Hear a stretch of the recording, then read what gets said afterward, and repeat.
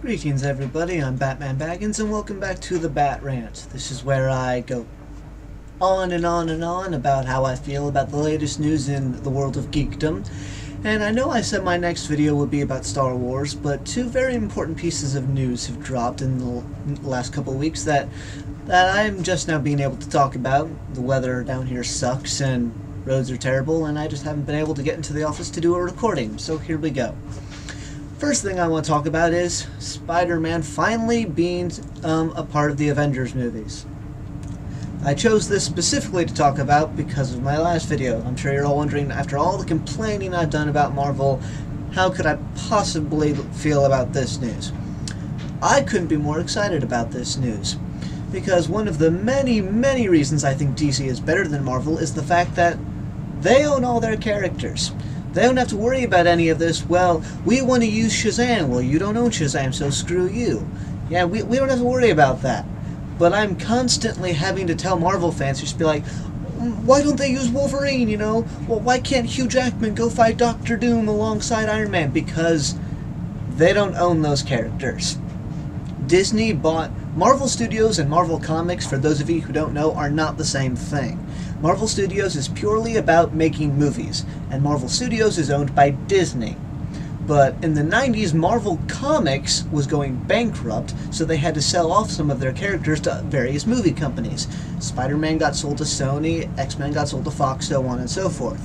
So when Marvel Studios got created and Disney bought that, they only bought the characters that Marvel had still held on to. So we've been waiting a good 20 years for Marvel Studios to finally own Spider-Man again, and now we do. And like I said, I am thrilled with this news, because when I heard that Captain America 3 was going to be Civil War, I was happy, and at the same time I was a little, for lack of a better word, hesitant. There we go, that's the word I'm looking for.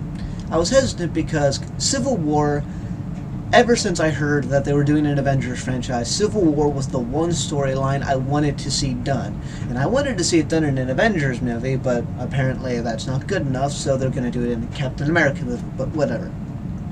But the problem with Civil War was, in the storyline in the comics, so many important characters are involved that Marvel doesn't own, such as the X-Men and Spider-Man. A big thing about Civil War in the comics is that Spider-Man reveals to the world that he's Peter Parker. So that was a big deal, and the fact that they were going to try and do a Civil War movie without Spider-Man made me a little hesitant. But now they own Spider-Man. I don't know if that's the route they're going to take, but they own him, so a big piece of Civil War is back home, and maybe we can get a little bit more of an accurate movie, which is always nice to see. So I'm thrilled that Spider-Man's back, and I did like these last two Spider-Man movies. I know the second one was definitely not as good. Like, I didn't have a problem with Electro, but I thought Green Goblin was shoehorned in. I thought they handled the death of Gwen Stacy pretty well, but like I said, Green Goblin was shoehorned in. They should not have even told us that Rhino was in the movie. Like, because I wonder, like, when the commercials for Spider-Man 2 first started showing up, there was a lot more Rhino in it than there was Green Goblin, which led me to believe that it was going to be Electro and Rhino were the two main villains, and Green Goblin was going to be the Easter egg, but it was the other way around. So, it's like, Amazing Spider-Man 2, just not a bad movie, but they really messed up, and which is a shame, because I think Andrew Garfield was a great Spider-Man, and I thought they handled the death of Gwen Stacy really well. I was really looking forward to seeing him, you know, move on to Mary Jane, and now we've got to start all over again. But like I said, I'm excited, and we'll see where it goes, because Marvel still hasn't said when Spider-Man will finally show up. They said he's getting his own movie in 2017, but as far as when he finally shows up in Avengers, that's a whole other story. And that's something else to clarify. For those of you who may not know, Disney and Sony have come to an agreement to let Spider-Man be in the Avengers movies. But Disney does not actually still own Spider-Man. Sony still owns Spider-Man, they're in charge of making the movies, but Disney now has permission to use him in Avengers should they see fit. So, I mean, there's all kinds of rules and loopholes to this contract and this deal. so much information that we still don't know about the finer tunings of how it works. But the important thing that the world should know is that Spider-Man will be in Avengers, so yay. So the second thing I want to talk about is, for those of you who may not know, I'm a huge Jon Stewart fan. And if you don't know who that is, Jon Stewart runs a news satire show on Comedy Central called The Daily Show. And one of the things that bothers me about my generation and the time I'm living in is that you hear two words. You hear the word religion and you hear the word politics, and you immediately just turn your brain off. You're just like, blah, blah, blah, I don't care, I want to talk, no, we're not discussing this. One, in my opinion, I think these two issues need to be discussed because you see what's happening in the world around you, and these two words affect you more than any other two words ever. So if you are an idiot or if you're ignorant to these two topics, you're doing yourself and the people around you a great disservice. But that's just me. But the reason I bring Jon Stewart up is because his new satire show is not only is it one of the funniest shows I've ever seen, it's one of my favorite shows of all time, but it's also, you can make your argument that it is the most honest way to watch news that we have in the world right now. Because Fox News is so unbelievably conservative, and CNN and MSNBC are so unbelievably liberal, that you need a middle ground who's willing to show you that both sides have their faults, both sides have their cons, and there's a happy middle ground we can all meet. And that's what Jon Stewart offered. And he announced that he was leaving The Daily Show after 17 years, and he wasn't going to be doing it anymore. And I'm very sad to hear that, because I'm gonna share something with you. Like, my personal favorite YouTube video of all time, which is weird because it's like YouTube videos themselves, it's weird to say that you actually have a favorite one you like to watch, but I do. My personal favorite YouTube video of all time is The Daily Show episode, and it was the very first one they had after 9/11.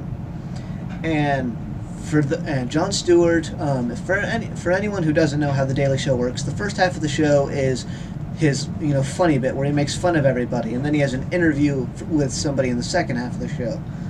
But for this episode, the first half of the show was a 10-minute long speech, his own personal thoughts on 9/11, because the show's filmed in New York, he lives in New York, so it was just, and that speech is to me personally is one of the most amazing speeches ever.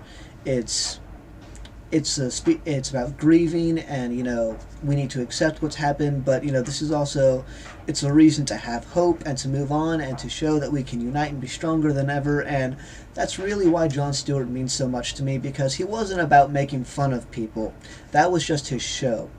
His show was about making us be smarter and be better people by enlightening us to the problems of the world and showing us that we can overcome these problems. We can be better than the people who have built the world for us to inherit. We can be better than the problems that our parents gave us.